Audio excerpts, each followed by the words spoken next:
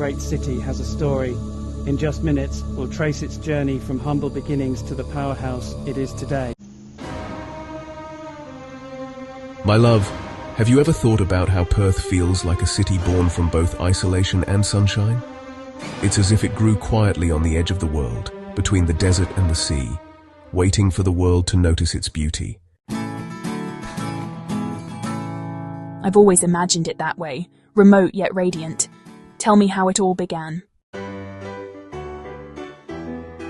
Long before the British ever arrived, the Noongar people had already lived along the banks of the Swan River for more than 40,000 years.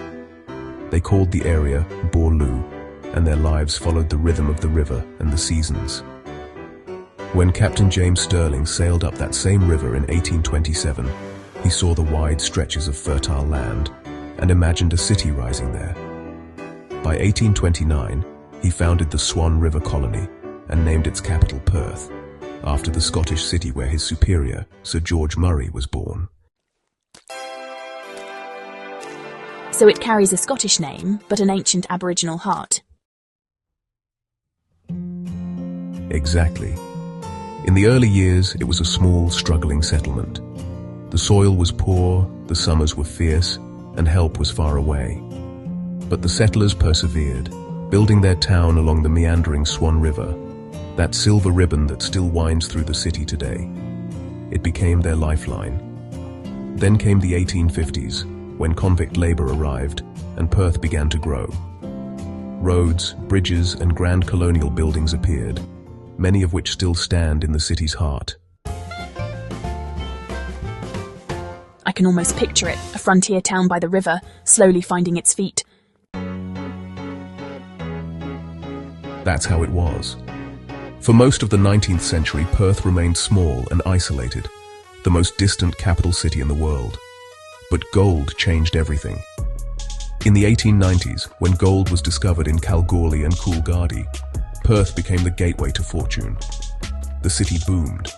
Hotels, theatres, and tramlines sprang up, and the skyline began to shimmer with confidence. Gold always seems to bring both glory and chaos. It did, but it also brought people, waves of immigrants from Britain, Ireland, Italy, and later from Asia and the Middle East. The population grew from a few thousand in the early 1800s to nearly 300,000 by the mid-20th century. Today, the Greater Perth area is home to around 2.2 million people, a vibrant mix of cultures and stories. The city still has its British colonial bones, but its soul is beautifully multicultural. And I imagine the river still runs through it all, tying past and present together. Always. The Swan River is Perth's spine. It glimmers through the city, separating the central business district from South Perth and opening into a broad estuary before meeting the Indian Ocean at Fremantle. The Noongar people saw it as sacred, the track of the rainbow serpent Waugal. Even now, when the sun sets and the water turns gold, you feel something ancient in the air. It must be such a gentle beauty, surrounded by wilderness yet filled with light. That's what makes it so special. Perth has always stood apart, distant from other cities but closer to nature than most.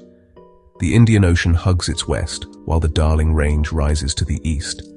It's the gateway to Western Australia's wild landscapes, from coral coasts to red deserts, and yet within the city itself, it's green, open, and filled with life. So, what milestones shaped it into what it is today? Several. The completion of Fremantle Harbour in 1897 linked Perth to the world by sea. The gold rush of the 1890s made it a city of promise. In 1933, Western Australia even voted to secede from the Commonwealth, though it never happened. Then came the post-war immigration boom, the mining expansions of the 1960s and 70s, and later the great iron ore and LNG booms of the 21st century, which made Perth one of the wealthiest and fastest-growing cities in Australia. So it's a city built by fortune, perseverance, and a bit of rebellion. Yes, my love.